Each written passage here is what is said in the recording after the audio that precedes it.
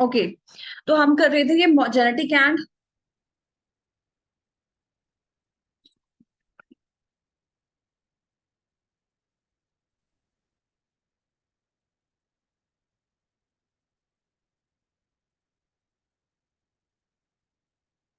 तो genetic and, और बच्चे केमिकल इंजीनियर जैसे हॉर्मोन्स, तो हॉर्मोन जैसे इंसुलिन। ठीक है।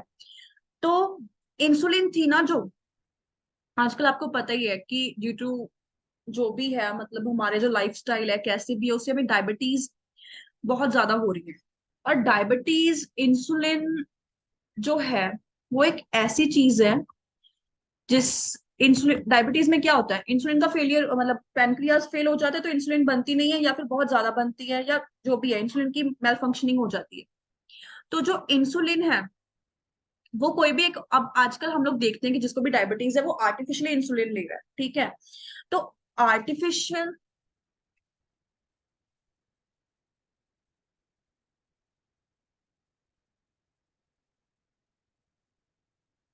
आर्टिफिशियल जो इंसुलिन है, ठीक है, वो हमने बनाई है। कैसे बनाई है हमने? वैसे ही कि भाई इंसुलिन का जीन लिया हमने, ये इंसुलिन का जो जीन है, सपोज कर लो ये हमने किसी से भी ले लिया, जैसे पिग से लिया, तो पिग के पैनक्रियास से जब कोई भी जीन है, ये इंसुलिन का जीन है। ठीक है, ये इंसुलिन जीन है। तो हमने इस इंसुलिन के जीन को क्या किया, फिर इसको हमने एक वेक्टर में डाल दिया, और वेक्टर से फिर हमने होस्ट में डाल दिया। होस्ट कौन सा? बैक्टीरिया। अब ये बैक्टीरिया ने क्या किया, इस बैक्टीरिया ने भर भर के इंसुलिन बनाई, बहुत ज्यादा इंसुलिन, भर भर के इंसुलिन। और फिर हमने इस इंसुलिन को क्या किया, ओरली टैबलेट्स की फॉर्म में या फिर किसी भी तरीके से हमने इस इंसुलिन को किसी भी एक ह्यूमन डायबिटिक पेशेंट को दे दी। तो ये बहुत इजी है ना, इन स्पाइट ऑफ बीइंग कि आप लोग ऑपरेट करवाओ या फिर कुछ और मेथड्स, तो ये बहुत इजी है कि आप ओरली ले रहे हो। तो सबसे पहले जो इंसुलिन है, ठीक है, आजकल तो इंसुलिन जो है वो हम किससे लेते हैं, बैक्टीरिया से। तो ये एक प्रीवियस ईयर क्वेश्चन भी आया हुआ है कि which of the following is produced by genetically engineered bacteria, कि जो जेनेटिकली इंजीनियर्ड बैक्टीरिया है वो क्या बनाता है, anti diuretic hormone, anti diuretic hormone,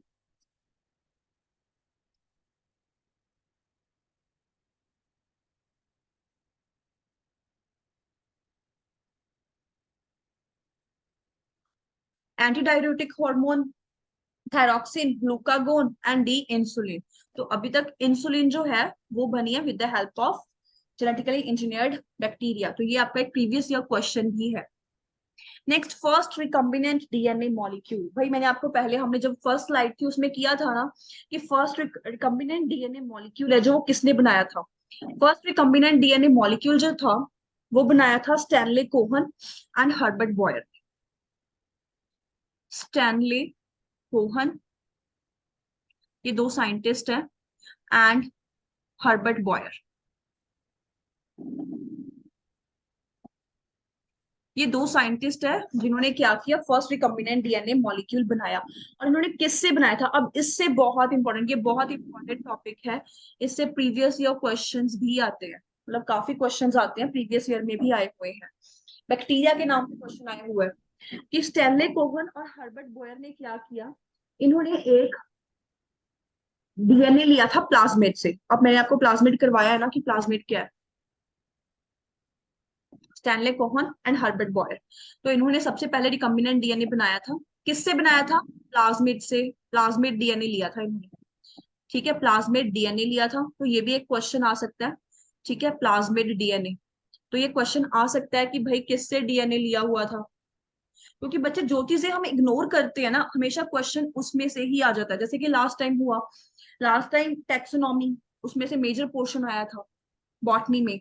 तो टेक्सोनॉमी एक ऐसा सब्जेक्ट है जो मोस्टली बच्चे इग्नोर कर देते हैं क्योंकि उसमें क्रैमिंग पोर्शन बहुत ज्यादा है, लेकिन जो मैक्सिमम पोर्शन थे, मैक्सिमम नंबर ऑफ क्वेश्चंस थे, वो टेक्सोनॉमी से आया था। तो उस उसमें हम लोगों ने क्या सीखा कि कुछ भी है, एक सिंगल चीज भी नहीं छोड़नी, चाहे वो छोटी है, चाहे वो बिल्कुल भी इंपॉर्टेंट नहीं है, जो जैसे भी है सब चीजें करनी है। तो Stanley Cohen and Herbert Boyer, उन्होंने प्लाज्मिड जो डीएनए है उससे फर्स्ट रिकम्बिनेंट डीएनए मॉलिक्यूल बनाया था। और प्लाज्मिड किसका था, कौन से बैक्टीरिया से लिया? बैक्टीरिया का नाम बहुत इंपॉर्टेंट है, बैक्टीरिया का नाम बहुत ज्यादा इंपॉर्टेंट है। बैक्टीरिया का नाम है Salmonella typhimurium. Salmonella, Salmonella typhimurium, टाइफीम्यूरियम।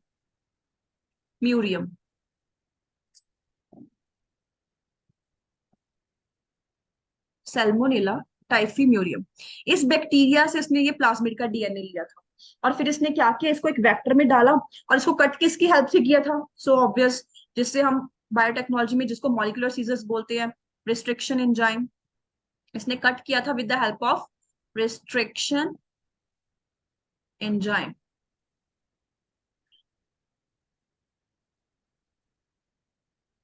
Cut किया था with the help of restriction enzyme.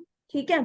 उसके बाद तो इसमें हमने फर्स्ट रिकम्बिनेंट डीएनए बनाया था Stanley Cohen and Herbert Boyer. तो ये बच्चे इंपॉर्टेंट क्वेश्चन है क्योंकि आ सकता है। फर्स्ट रिकम्बिनेंट डीएनए मॉलिक्यूल किसने बनाया था? इन दोनों ने बनाया था। ठीक है। कौन से ईयर में बनाया था? 1972। हार्डली आए लेकिन फिर भी याद करना है, 1972 कुछ छोड़ना नहीं है। स्टैनली कोहन, हर्बर्ट बॉयर 1972 में इन्होंने बनाया था। डीएनए का पीस काटा था एक प्लाज्मिड से जिसके पास एंटीबायोटिक रेजिस्टेंस जीन था। जीन कौन सा था? एंटीबायोटिक रेजिस्टेंस जीन, मतलब एंटीबॉडीज को रेजिस्टेंस। बच्चे इन सब ने पता क्या किया, जब इन्होंने बनाई है ना ये DNA molecule, recombinant DNA molecule, इन्होंने सिर्फ प्रैक्टिस की है कि जैसे हम लोग एक्सपेरिमेंट्स करते हैं ना वैसे। तो इन्होंने एक्सपेरिमेंट कर करके देखा। तो इनके लिए प्लाज्मिड बहुत इजी था क्योंकि एंटीबायोटिक रेजिस्टेंस जीन है, तो आप इजिली उसको रिकम्बिनेंट और नॉन रिकम्बिनेंट से आप उसको आइसोलेट कर सकते हो। तो ये सिर्फ एक्सपेरिमेंट्स ही कर रहे हैं, लेकिन जो इन प्रैक्टिस है वो बाद में है, जो आजकल हम यूज कर रहे हैं, जैसे बीटी कॉटन हो गया, बीटी कॉर्न हो गया, टमाटोज। पहले आपने देखा ही होगा टमाटो का जो शेल्फ लाइफ था ना, टमाटो बहुत जल्दी गल जाते थे, लेकिन आजकल टमाटो 4-5 दिन चल जाते हैं इजीली। तो वो भी क्यों है? क्योंकि वो भी एक बीटी है, मतलब रिकम्बिनेंट है। तो इन्होंने जो जीन लिया था एंटीबायोटिक रेजिस्टेंस जीन था। Antibiotic resistance gene, biotic resistance gene,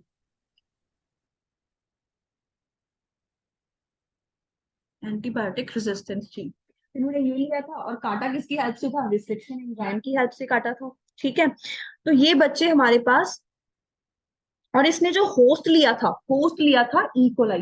बच्चे इकोलाई ना सबसे अच्छा होस्ट है, कुछ भी बनाना हो ना इकोलाई को सबसे, क्योंकि बच्चे एक तो उसके डिफरेंट डिफरेंट, मतलब उसके कुछ फीचर्स हैं जिसकी वजह से उसको एक आइडियल होस्ट माना जाता है, होस्ट। ठीक है। तो इसने होस्ट लिया था इकोलाई, जिसको मोस्ट वाइडली यूज करते हैं, इस्रिचिया कोलाई। इकोलाई लिया था इन्होंने होस्ट, क्योंकि बच्चे इकोलाई है ना जो, वो बहुत जल्दी मल्टीप्लाई करता है, मतलब एक घंटे पता नहीं वो मिलियंस ऑफ कॉपीज बना लेता है अपनी। तो जितना मल्टीप्लाई होगा हमें उतना ही फायदा है ना। तो इस वजह से इन्होंने इकोलाई लिया, क्योंकि एक तो ये बहुत जल्दी मल्टीप्लाई करता है, और एक इसका स्ट्रक्चर प्रोकैरियोटिक है तो इसका स्ट्रक्चर भी इजी है, मतलब इसमें कुछ और फालतू का सामान नहीं है। तो हमारे लिए इसको मैनिपुलेट करना इजी हो जाता है, इस वजह से साइंटिस्ट इसको एज अ होस्ट लेते हैं, एज अ आइडियल होस्ट। तो अगर आपको कभी क्वेश्चन आए ना कि मोस्ट जो वेक्टर है वो, सॉरी होस्ट है, कौन यूज होता है, तो इकोलाई ही यूज होता है हमेशा। हमेशा नहीं, डिपेंड करता है, लेकिन मोस्ट प्रोबेबली इकोलाई होता है। अब ये देखो, जैसे कि ये पिक्चर है, मैं आपको इस पिक्चर को एक्सप्लेन कर देती हूँ एक बार।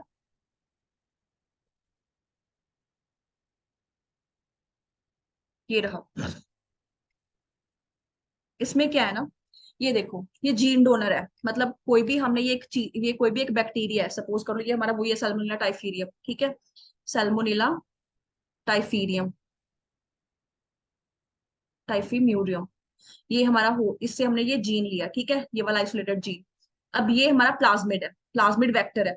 हमने इन दोनों को काटा, किसकी हेल्प से काटा? रिस्ट्रिक्शन एंजाइम, मैं इसको RE लिख रही हूँ, ठीक है, रिस्ट्रिक्शन एंजाइम को। तो रिस्ट्रिक्शन एंजाइम से काटा। रिस्ट्रिक्शन एंजाइम बच्चे ऐसा नहीं है कि आप यहाँ पे एक टाइप के रिस्ट्रिक्शन एंजाइम यूज कर लो और यहाँ पे दूसरे टाइप के रिस्ट्रिक्शन एंजाइम, दोनों में सेम यूज हो। ठीक है। तो हम दोनों ने इसको रिस्ट्रिक्शन एंजाइम से काटा। फिर हमने क्या किया, ये हमारा, अब इसमें हमने इसको जोड़ना भी है, मतलब ये डीएनए को इसमें जोड़ना भी है। अब जोड़ने का काम कौन करता है? हम किससे जोड़ते हैं? ग्लू से ना। तो इसमें भी ग्लू यूज होगी, लेकिन ग्लू यूज होगी in the form of enzyme. Enzyme कौन सी? Ligase, ligase. ठीक है। लाइगेज लगाने के काम आती है। ठीक है, एल से लाइगेज, एल से लगाना। ठीक है। लगाना मतलब कि वेक्टर में आइसोलेटेड जीन को लगा दिया, किसकी हेल्प से लगा दिया, लाइगेज की हेल्प से लगा दिया। तो जो लाइगेज है इसको मॉलिक्यूलर ग्लू बोलते हैं, मॉलिक्यूलर ग्लू। ठीक है, मॉलिक्यूलर ग्लू क्यों, क्योंकि डीएनए मॉलिक्यूल को हम लाइगेज की हेल्प से ही जोड़ते हैं। तो डीएनए लाइगेज, इसने क्या किया, दोनों को जोड़ दिया, फिर हमने इसको किस में ऐड कर दिया, होस्ट में ऐड कर दिया। जब हम इसमें होस्ट में ऐड करेंगे फिर ये क्या करेगा, अपने आप को मल्टीप्लाई करेगा। जैसे जैसे ये मल्टीप्लाई होगा हमारा जीन भी मल्टीप्लाई होता जाएगा। ठीक है, तो बच्चे ये है हमारा मेन प्रोसेस। अब next steps in recombinant DNA technology. बच्चे जो स्टेप्स है ना इसमें, इसमें स्टेप्स में क्या है, पहले हमें इसमें 3 स्टेप मेन फॉलो होते हैं। 3 स्टेप, जैसे हम बाजार में कपड़ा लेने जाते हैं, जब कोई भी चीज लेने जाते हैं, ठीक है, अब मैं लड़की हूं तो कपड़ों की बात ही करूंगी। तो जैसे हम बाजार में कपड़ा लेने जाते हैं तो हम क्या करते हैं, पहले हम देखते हैं ना कि हमें कौन सा कपड़ा अच्छा लगा। तो हम इसमें आइडेंटिफाई करेंगे जीन को, आइडेंटिफिकेशन ऑफ जीन, कि हमें कौन सा जीन चाहिए तो उसको हम आइडेंटिफाई करेंगे, आइडेंटिफिकेशन ऑफ जीन। पहले हम जीन को आइडेंटिफाई करेंगे, फिर उस जीन को हमें वेक्टर में डालना है। ठीक है, तो आइडेंटिफाई किए हुए जीन को हम फिर किस में डालेंगे, वेक्टर में, और वेक्टर को फिर हम डालेंगे होस्ट में। तो आइडेंटिफिकेशन ऑफ जीन, फिर उसको हमने इंसर्ट कर दिया इनटू वेक्टर। ठीक है, मतलब मैंने उसको पैक करवा लिया। ठीक है, मैं दुकान में गई, मैंने कपड़ा लिया और उसको मैंने एक पॉलिथीन में पैक करवा लिया, तो वेक्टर, फिर उसके बाद मैं उसको घर पे ले आई। ठीक है, तो हमने उसको फिर किस में डाल दिया, होस्ट में। ठीक है, उसके बाद मैं घर पे लेकर आके मैंने उसको स्टिच करवाना दे दिया, मतलब उसको मैनिपुलेट कर लिया। तो अब क्या हो गया, फिर मैं उसको मेंटेन कर रही हूँ और उसको मैनिपुलेट कर रही हूँ, मतलब उसकी मल्टीप्लीकेशन करवा रही हूँ। ठीक है, मल्टीप्लीकेशन। ठीक है, मल्टीप्लीकेशन ऑफ डीएनए। तो मैंने Excuse उस, me, ma'am. हाँ जी बच्चे। Ma'am, what is the difference between vector and host? बच्चे vector is like a vehicle, जैसे हम कहीं पे जा रहे हैं ना, तो वेक्टर इज अ व्हीकल, मतलब जिसमें जो क्या कर रहा है, हमारा डिजायर्ड डीएनए को कैरी कर रहा है। तो वेक्टर होता है जो हमारा डिजायर्ड डीएनए है। वेक्टर इज कि जो हमारे डिजायर्ड डीएनए को कैरी कर रहा है, हमारे जो डिजायर्ड डीएनए है उसको कैरी करता है। ठीक है, और होस्ट, होस्ट वो है जिसमें हम वेक्टर को डालते हैं, जैसे कि हमने पिछली स्लाइड में मैंने आपको दिखाया ना, फिर से दिखाती हूँ, 1 मिनट।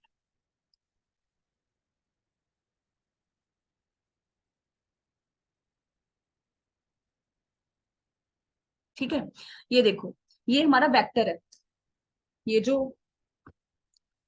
डिफरेंट कलर से बनाती हूँ फिर आपको समझ में आएगा। ये मेरा वेक्टर है, ठीक है, प्लाज्मिड।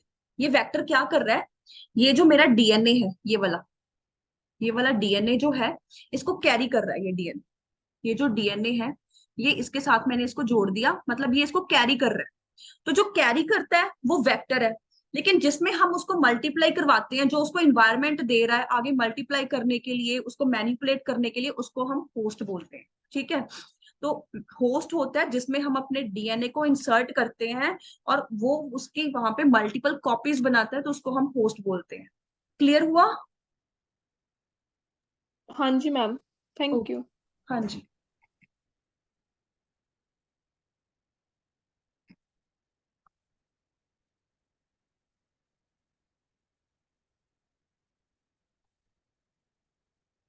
तो हमारे पास स्टेप्स क्या हुआ, सबसे पहले आइडेंटिफिकेशन, हमने एक जीन को आइडेंटिफाई किया, फिर उसको वेक्टर में इंसर्ट किया, फिर हमने वेक्टर को डाल दिया होस्ट में। होस्ट में फिर वो क्या करेगा, उसको इन्वायरमेंट मिलेगा अपने आप को मल्टीप्लाई करने के लिए, और फिर उसकी पूरी मल्टीप्लीकेशन हो। ठीक है, जहां पे जैसे फॉर एग्जाम्पल अगर हमने होस्ट में डाल दिया, तो मैंने जो जीन लिया था, इसमें से दिखाती हूँ, जैसे ये मेरे एक डिजायर्ड डीएनए है, मैंने किसी भी फॉर एग्जाम्पल इंसुलिन ही मान लेते हैं हम, कि मैंने इंसुलिन का जीन लिया है, ये मैंने इंसुलिन का जीन ले लिया और इसको मैंने एक वेक्टर में डाल दिया। अब ये वेक्टर जो है इसको मैंने होस्ट में डाल दिया, सॉरी इसमें तो ये क्लीवेज दिखा रहा है कि ये दोनों कटा हुआ है, ठीक है, ये है, ये मेरा रिकम्बिनेंट डीएनए है। बच्चे रिकम्बिनेंट डीएनए क्या होता है? रिकम्बिनेंट डीएनए जो होता है ना, उसमें हमारा डिजायर्ड जीन प्लस वेक्टर का डीएनए, ये दोनों मिलके हमारा रिकम्बिनेंट डीएनए बनाते हैं, ठीक है। तो रिकम्बिनेंट डीएनए जो होता है वो हमारा डिजायर्ड जीन प्लस वेक्टर का डीएनए। तो ये मेरा रिकम्बिनेंट डीएनए मॉलिक्यूल बन गया। अब मैंने इस डीएनए को डाल दिया होस्ट में।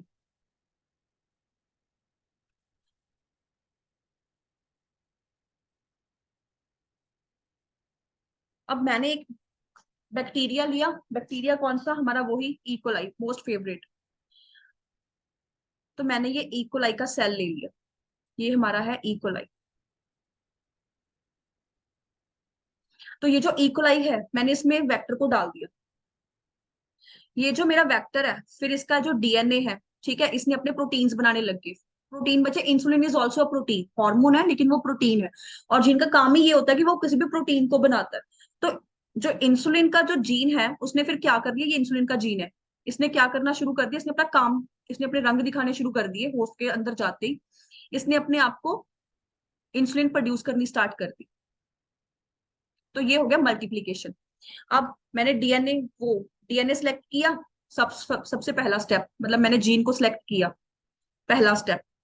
सेकंड, मैंने उसको वेक्टर में डाला, ठीक है, फर्स्ट का ही पार्ट लगा लो, सेकंड लगा लो। तो पहले मैंने जीन सेलेक्ट किया, फिर मैंने उसको वेक्टर में इंसर्ट किया, और तीसरा मैंने उसको होस्ट में इंसर्ट करवा दिया, ठीक है। और फोर्थ, मैंने उसको मैनिपुलेट कर लिया, मतलब उसकी प्रोडक्शन जो है वो होनी स्टार्ट हो गई। तो ये हमारे पास होता है steps in recombinant DNA technology. बच्चे ये तो इसका बेसिक है, इसमें जो मेन है ना, वो तो बहुत आगे है, लेकिन वो अगर आप ये नहीं समझोगे तो फिर वो आपको समझ में नहीं आएगा। इसलिए मैं आपको ये इतना डिटेल्ड करवा रही हूँ, सो दैट कि आपको एक एक चीज क्लियर हो, क्योंकि मुझे नहीं पता आप बायो से हो या नहीं। अगर आप बायोलॉजी से होते, मैं आपको डायरेक्टली वो जो चीजें हैं वो स्टार्ट करवा देती, just sort of revision type. But अब मुझे नहीं पता, तो इस वजह से मैं डिटेल्ड करवा रही हूँ, सो दैट कि आपको कोई प्रॉब्लम ना आए। अब बचे टूल्स, कि अब इसमें टूल्स कौन से यूज होते हैं, हथियार। जो मेन हथियार है ना इसमें, वो तो बचे तीन ही है, लेकिन उनके आगे बहुत डिफरेंट डिफरेंट टाइप्स हैं जो हमने स्टडी करनी है इस क्लास में, तो मोस्ट प्रोबेबली ही पूरा हो सके, ठीक है। तो मैं आपको टूल्स के बारे में बता देती हूँ। टूल्स जो बच्चे इसमें यूज होते हैं ना, वो यूज होती हैं इंजाइम्स। बच्चे सेल का काम ही इंजाइम्स है, इंजाइम्स नहीं है तो सेल नहीं है, क्योंकि जो हमारा सेल है ना, उसमें जितना काम होता है वो सारे इंजाइम्स ही करते हैं। क्योंकि हमारी बॉडी में एक एक चीज जो है वो कंट्रोल्ड होती है इंजाइम्स से, and enzymes are what, enzymes are proteins. तो हमारी बॉडी के लिए हम लोग बोलते हैं ना, प्रोटीन खाना चाहिए, बॉडी के लिए बहुत जरूरी है। क्यों जरूरी है? क्योंकि इंजाइम्स, प्रोटीन्स, वो कोई भी करेक्टर है वो प्रोटीन्स देते हैं इंजाइम्स की हेल्प से, और इंजाइम्स हमारे पास प्रोटीन्स होती हैं। चाहे वो बैक्टीरियल सेल है, चाहे वो ह्यूमन सेल है, कोई भी सेल है, उसमें प्रोटीन तो होगा ही, और उसको सेल बनाएगा, सॉरी, डीएनए बनाता है, ठीक है। तो नेक्स्ट हमारे पास, एक तो इसका हथियार ये हो गया, दूसरा हथियार है इसका वेक्टर, ठीक है। तीसरा हथियार है इसका कॉम्पिटेंट होस्ट, कॉम्पिटेंट होस्ट, इस वर्ड को मत भूलना, कॉम्पिटेंट, कॉम्पिटेंट होस्ट, ठीक है। तो enzyme, vector and competent host. Competent host क्या है ना बच्चे, कॉम्पिटेंट मींस कि कंपैटिबल है उसके लिए। अब ऐसा तो नहीं है कि हम किसी में भी वेक्टर को डाल देंगे, ह्यूमन सेल लिया, ह्यूमन सेल में डाल दिया, वो तो उसको इन्वायरमेंट ही प्रोवाइड नहीं करेगा ना। तो अगर इन्वायरमेंट नहीं है तो वहां पे वेक्टर अपने आप को फ्लरिश कैसे करेगा?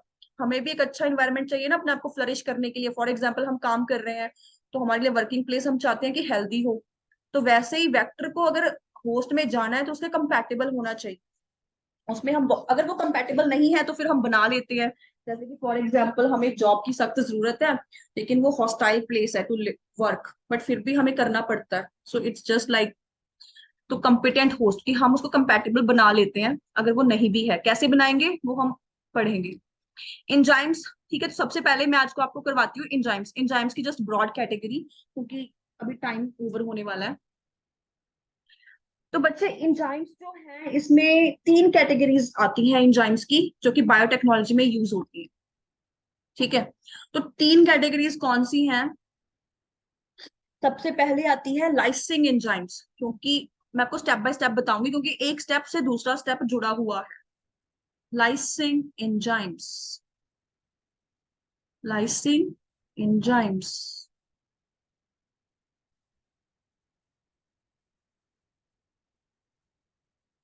सेकेंड हमारे पास आती हैं cleaving enzymes. Cleaving enzymes and दो ही कैटेगरीज है मेन, ठीक है। क्लीविंग वो तो इसकी टाइप है। तो दो टाइप की एंजाइम्स हम यूज करते हैं, एक तो है लाइसिंग एंजाइम्स, एक है क्लीविंग एंजाइम्स। बच्चे लाइसिंग, लाइसिंग नाम से क्लियर है। लाइसिस, लाइसिस का मतलब होता है टूटना, किसी चीज का ब्रेक डाउन होना। तो लाइसिंग नाम से क्लियर है। लाइसिस, लाइसिस होता है ब्रेक डाउन, मतलब कोई चीज टूट गई, ब्रेक डाउन हो गई, तो उसको हम लाइसिस बोलते हैं, ठीक है। तो लाइसिंग एंजाइम्स आर कि जो सेल को ब्रेक डाउन करती है। अब हमने सेल में से निकालना है डीएनए। अब अगर सेल में से हम डीएनए, भाई डीएनए तो बहुत ओवर प्रोटेक्टेड है। पहले उसके ऊपर एक सेल मेम्ब्रेन है, ठीक है, या सेल वॉल है, ठीक है। पहले उसके ऊपर एक सेल वॉल है, ठीक है, जैसे कि प्लांट सेल है या फंगल सेल है तो। उसके बाद उसकी खुद की एक प्लाज्मा मेम्ब्रेन है, उसके अंदर फिर एक न्यूक्लियर मेम्ब्रेन भी है। आप लोगों ने सेल का स्ट्रक्चर तो किया ही होगा ना बच्चे, आई डोंट नो वेदर किया है या नहीं है, किया है तो वैसे बता देती हूँ। तो सेल वॉल होती है, उसके बाद सेल वॉल सब में नहीं होती है, प्लांट्स में होती है, फंगस में होती है, बैक्टीरिया में होती है। उसके बाद सेल मेम्ब्रेन है, ठीक है। तो सेल मेम्ब्रेन जो है, उसके बाद सेल मेम्ब्रेन, ठीक है। और फिर एक न्यूक्लियर की मेम्ब्रेन, कितना कितना ओवर प्रोटेक्टिव है, अपने आप को कितना प्रोटेक्ट करके रखा है इसने।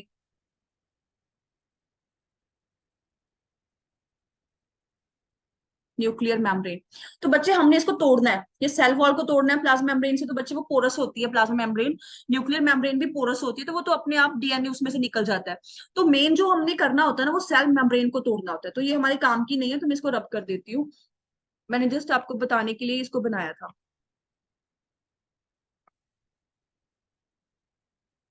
ठीक है। तो मेन हमारे काम की है सेल वॉल, ठीक है, जिसको हमने तोड़ना है, क्योंकि सेल वॉल बहुत हार्ड है, उसको तोड़ना ही पड़ेगा, और वो पोरस भी बिल्कुल नहीं है। सेल मेम्ब्रेन और न्यूक्लियर मेम्ब्रेन पोरस है, उसमें से डीएनए इजिली पास ऑन हो जाता है, लेकिन जो सेल वॉल है उसमें से पास नहीं होता है। तो सेल वॉल को हमने तोड़ना है, चाहे वो कोई भी है, बैक्टीरिया है, फंगस है। तो सेल वॉल को तोड़ने के लिए जो एंजाइम यूज होती है ना, उसको हम लाइसिंग एंजाइम्स बोलते हैं। तो लाइसिंग नाम से क्लियर है, लाइसिस। और लाइसिस क्या होता है, ब्रेक डाउन। तो ब्रेक डाउन कौन करेगा भाई, जो एंजाइम ब्रेक डाउन करेगी उसको हम लाइसिंग एंजाइम्स बोलते हैं। अब जो लाइसिंग एंजाइम्स है ना,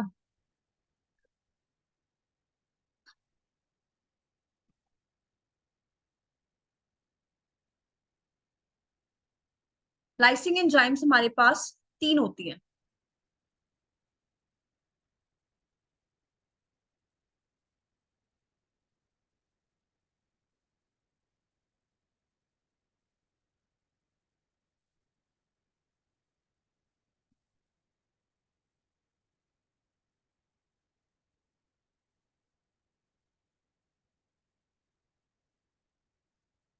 लाइसिंग एंजाइम्स, अब बच्चे बैक्टीरिया का सेल वॉल है, हमको डीएनए बैक्टीरिया से भी निकालना पड़ सकता है, ठीक है।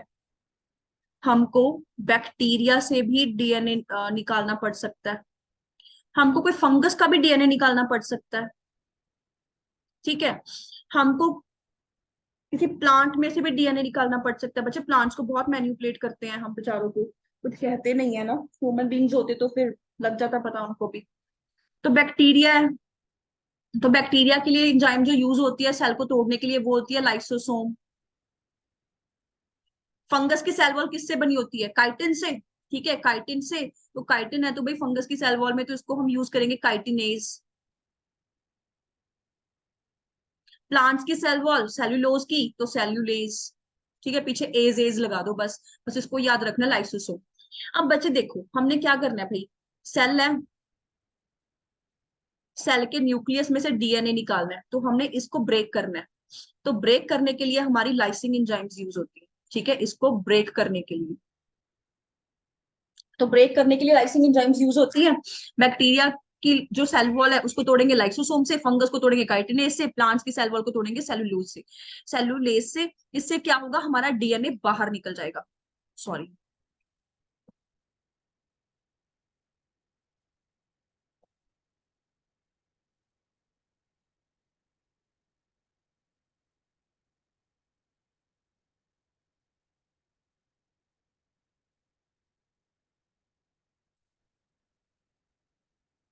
तो इससे जो हमारा डीएनए है इसमें वो बाहर निकल जाएगा।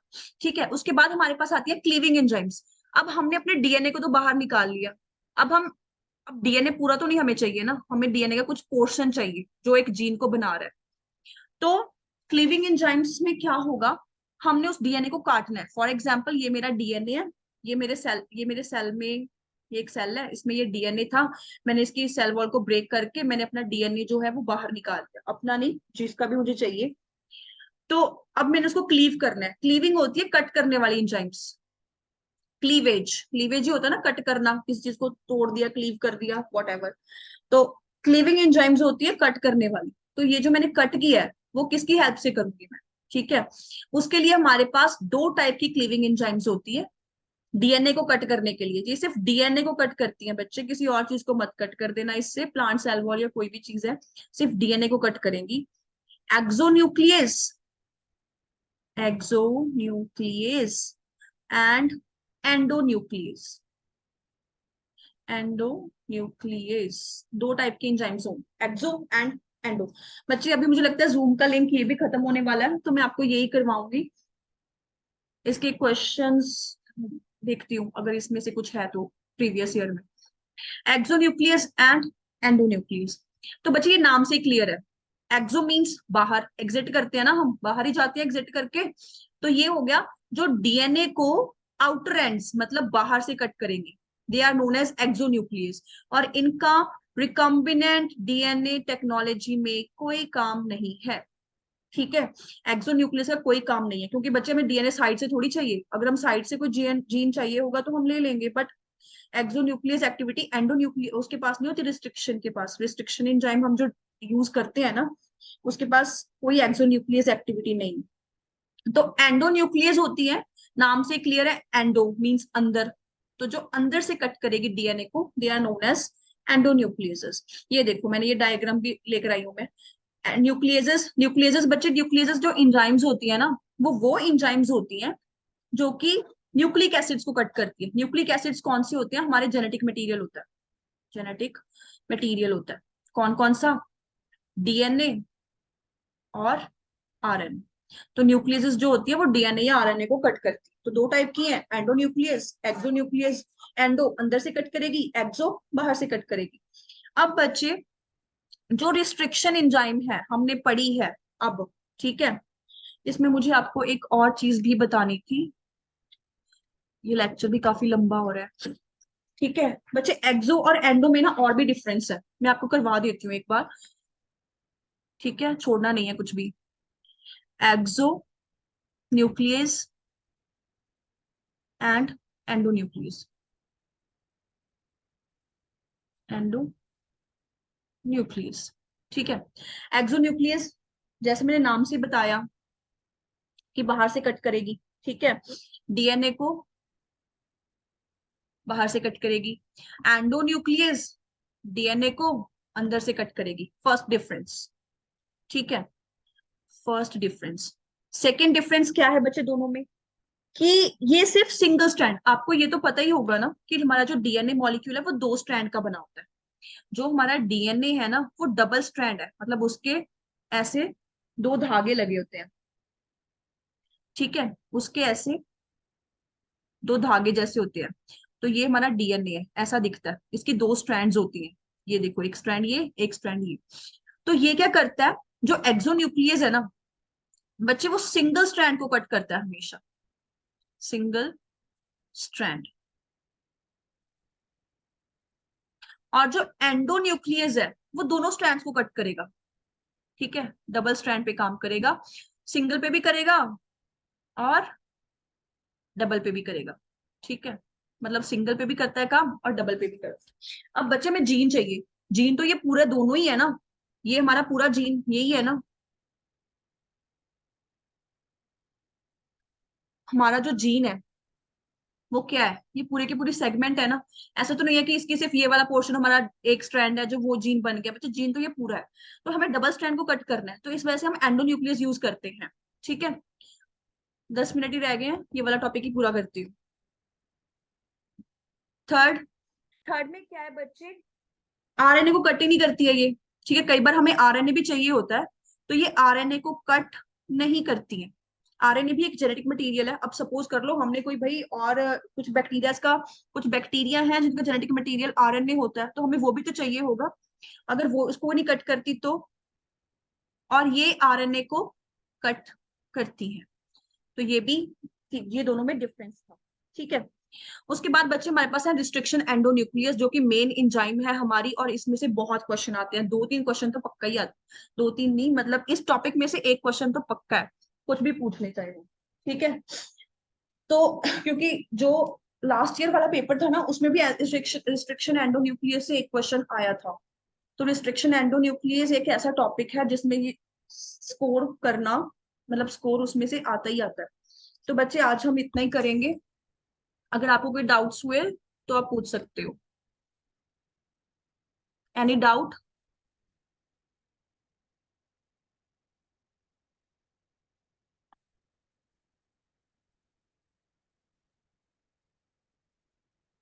Okay then.